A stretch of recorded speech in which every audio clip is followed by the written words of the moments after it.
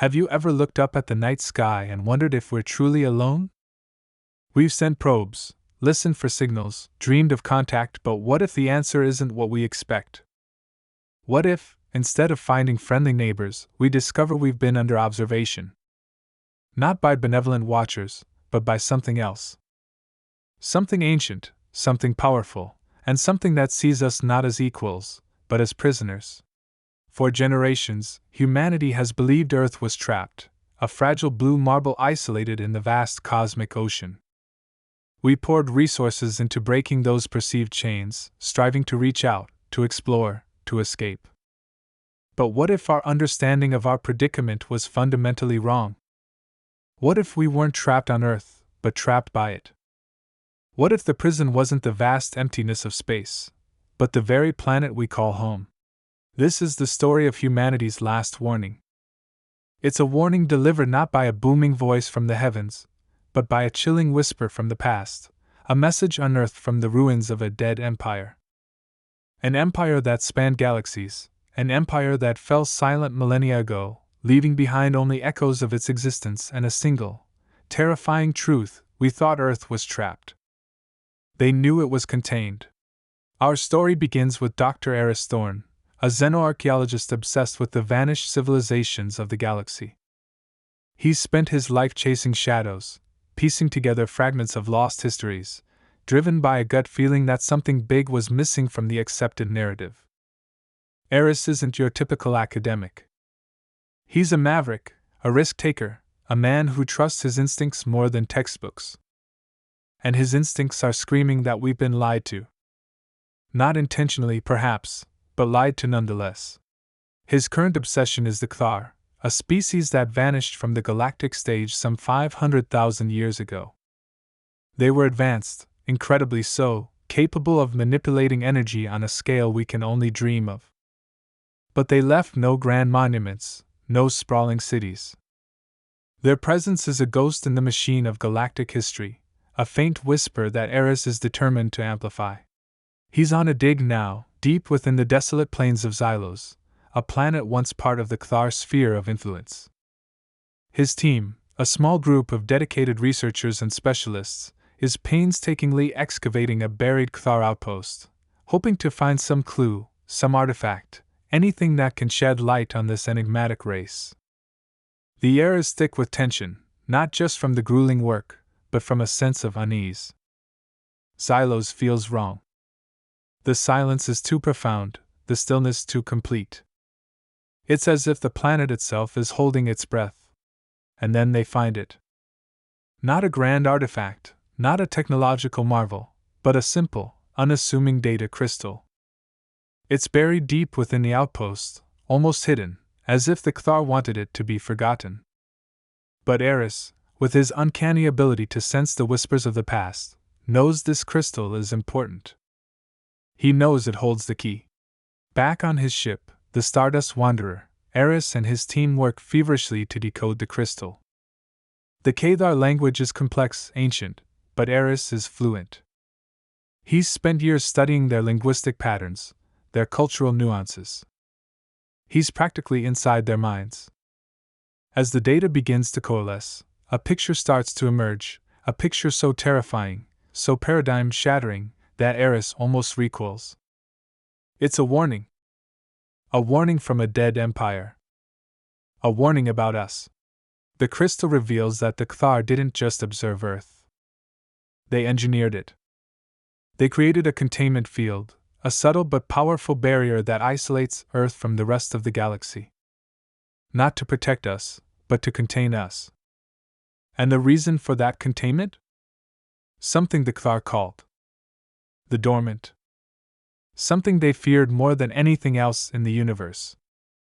And now, that containment field is weakening. The crystal ends abruptly there, the message cut short, leaving Eris and his team with a chilling realization: we weren't just prisoners. We were a buffer. And the thing that was being kept out is about to be unleashed. The silence in the Stardust Wanderer's bridge was thick enough to cut with a knife. Eris stared at the fragmented message, the last few glyphs shimmering on the screen, a constant reminder of the chilling truth they revealed. The dormant, he whispered, the words barely audible. His team, a mix of seasoned researchers and wide-eyed specialists, exchanged uneasy glances. They'd all heard the legends, the whispers of ancient evils lurking in the cosmic shadows, but they'd dismissed them as folklore, campfire tales told by hyperspace pilots to spook rookies. Now, those legends felt disturbingly real. Dr. Lena Petrova, the team's astrophysicist, was the first to break the silence. Eris, are you sure about this? The Cthar engineering a containment field? It sounds impossible. Eris turned to her, his face grim. Lena, the data doesn't lie. The crystal is genuine. And the linguistic analysis confirms the translation. They contained us, Lena. They contained something. The implications were staggering. Humanity's entire understanding of its place in the universe was about to be turned upside down. The drive to explore, the yearning for contact, all of it was based on a lie. A lie orchestrated by a long-dead civilization. But why? That question hung heavy in the air, a question that Eris knew would haunt them until they found an answer. Why would the Cthar imprison humanity? What threat did they pose? Or, more disturbingly, what threat were they protecting the galaxy from? He looked back at the screen, at the image of Earth hanging in the black void. It was a beautiful, vibrant world, teeming with life, a testament to the resilience of nature. But now, it looked different. It looked vulnerable. A gilded cage. Eris knew they couldn't stay on Xylos. They had to get back to Earth, to warn humanity, to prepare for whatever was coming. But how do you warn a planet that it's been living a lie for millennia? How do you tell them that the sky they've gazed at with wonder is actually a prison wall? The journey back to Earth was agonizing. Every star they passed, every nebula they encountered, felt like a mocking reminder of their confinement.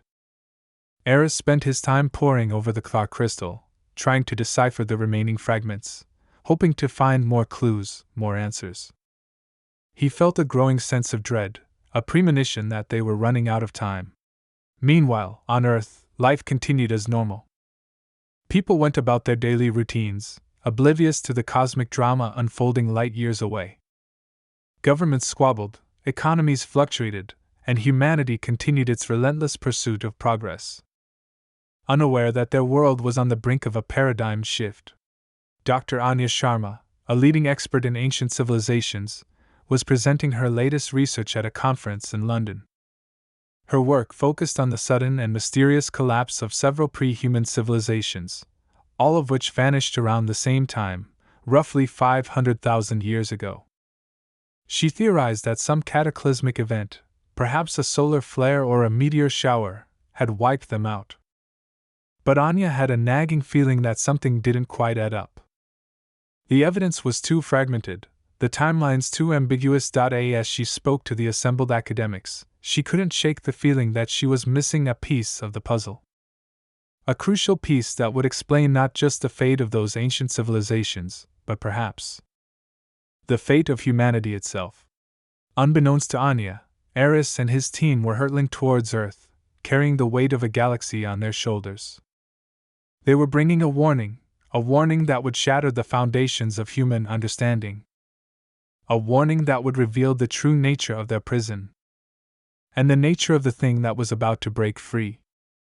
The dormant. What was it? What kind of power did it wield that could terrify a galaxy-spanning empire? And what would happen when it was finally unleashed?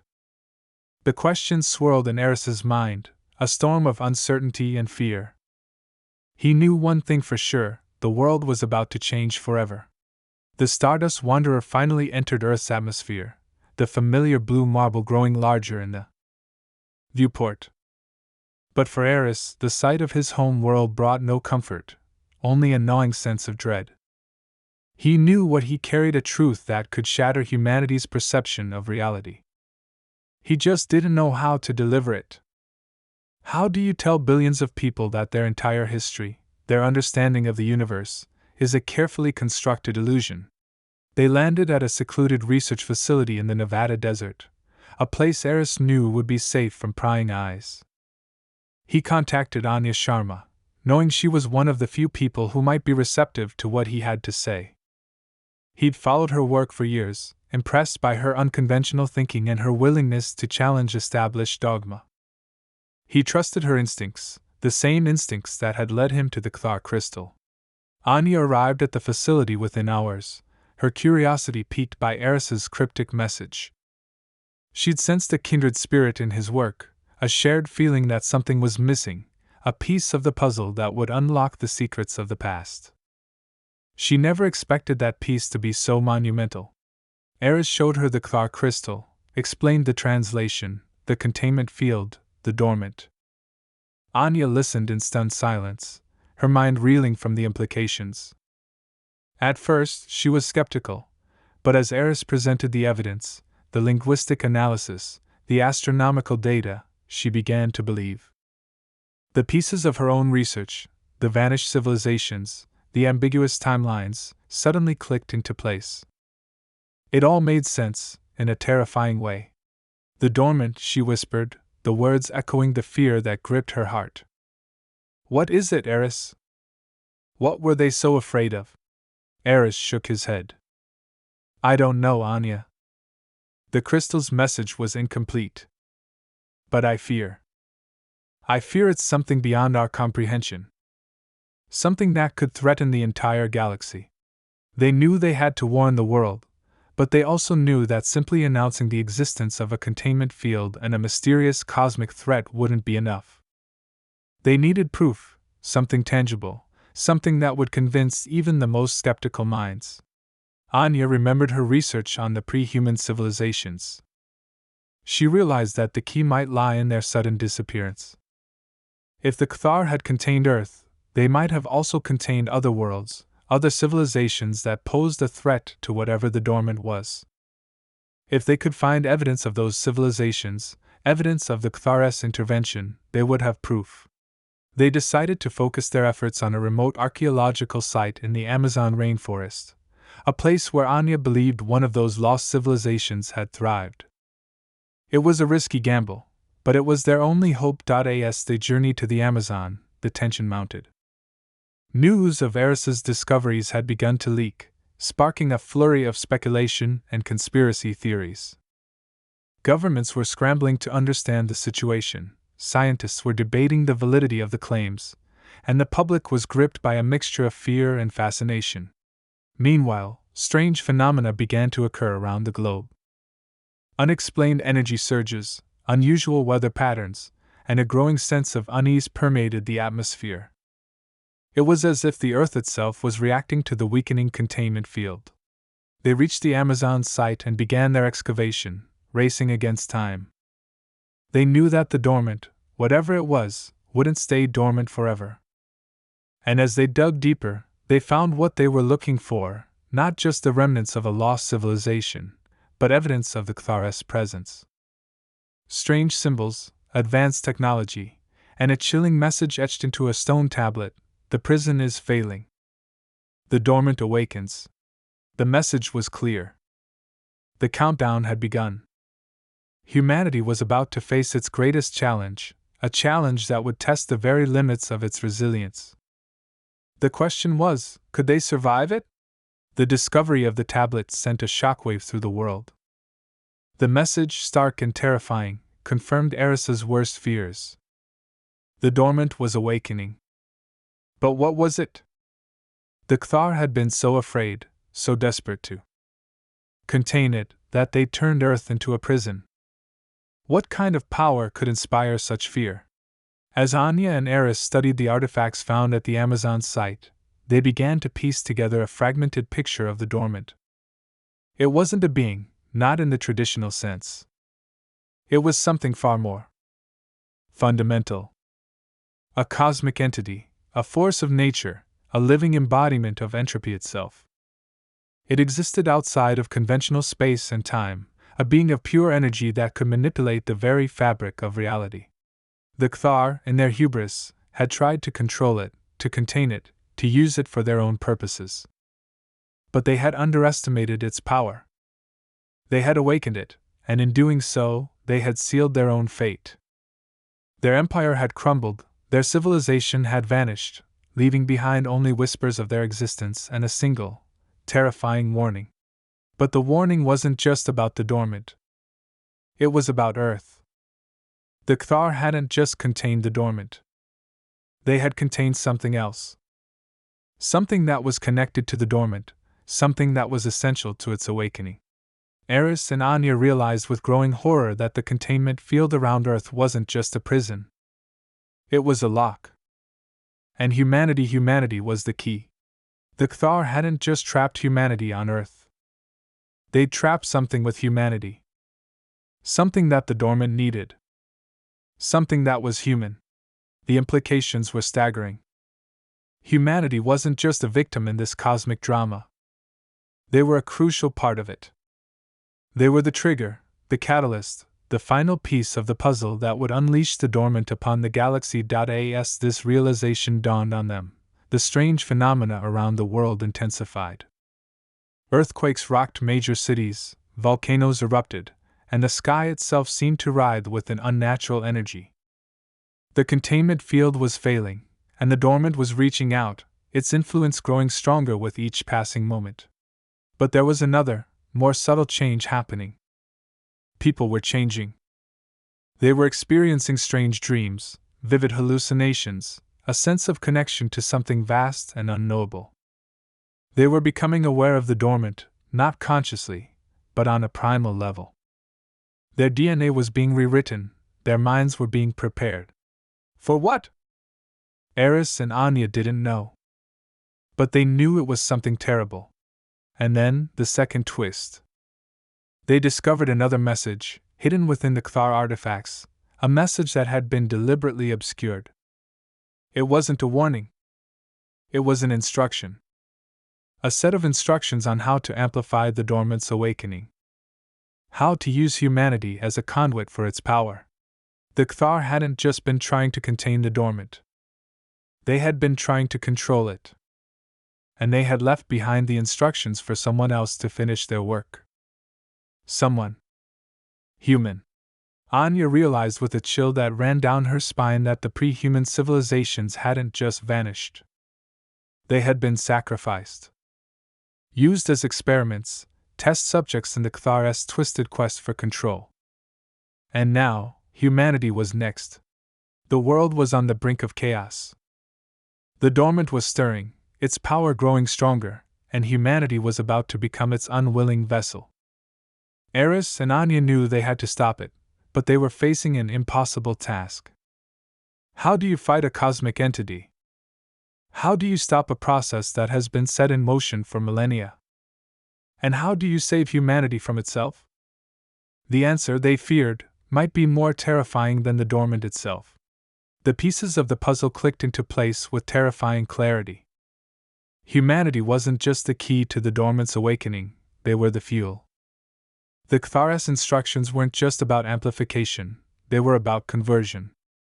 They wanted to turn humanity into a conduit, a vessel for the dormant's power, transforming humanity itself into a part of the cosmic entity. The dormant wasn't just breaking free, it was expanding, absorbing, becoming humanity. Eris and Anya raced against time, trying to find a way to stop the conversion process. They knew they couldn't fight the dormant directly, its power was beyond human comprehension. Their only hope was to sever the connection, to break the link between humanity and the cosmic entity before it was complete. They discovered that the connection was rooted in human consciousness, in the collective energy of human thought and emotion. The Kthar had manipulated human DNA, subtly altering it to resonate with the dormant's energy. This resonance was the key, the bridge that allowed the conversion to take place. Anya theorized that if they could disrupt this resonance, they could break the connection. But how? They needed something that could affect human consciousness on a global scale, something that could override the dormant's influence.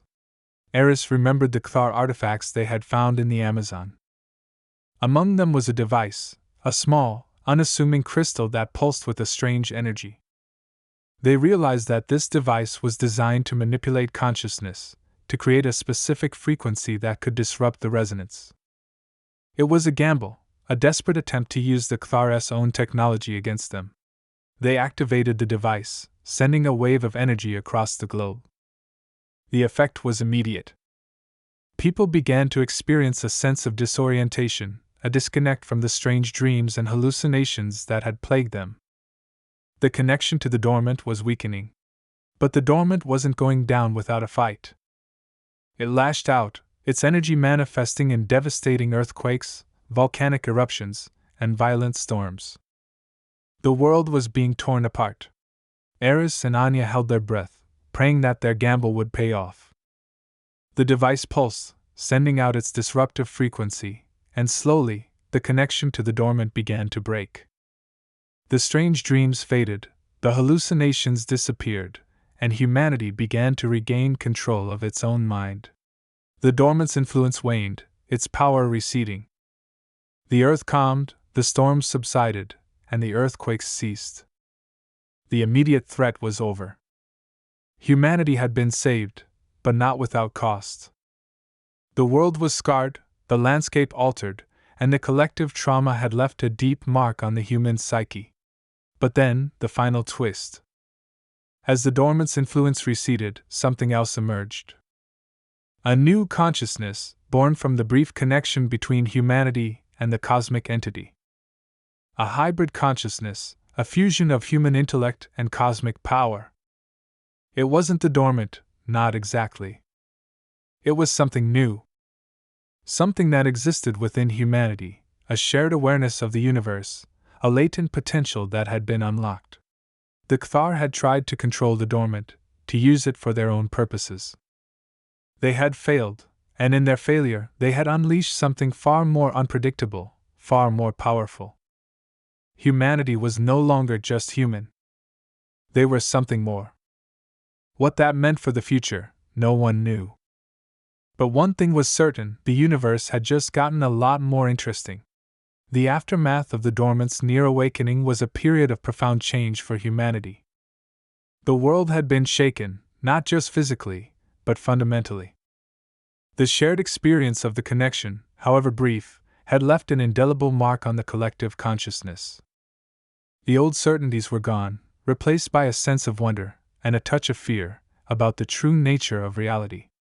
The hybrid consciousness, the unexpected consequence of the near conversion, manifested in different ways. Some individuals experienced heightened senses, a deeper understanding of the universe, a sense of interconnectedness with all living things. Others struggled with the influx of new information, the overwhelming awareness of the vastness of existence. Humanity was, in essence, evolving. Governments grappled with the implications of this new reality. The old political structures, based on national rivalries and ideological conflicts, seemed increasingly irrelevant in the face of this cosmic shift. The focus shifted, slowly but surely, towards understanding the new reality, towards exploring the potential of this new human consciousness.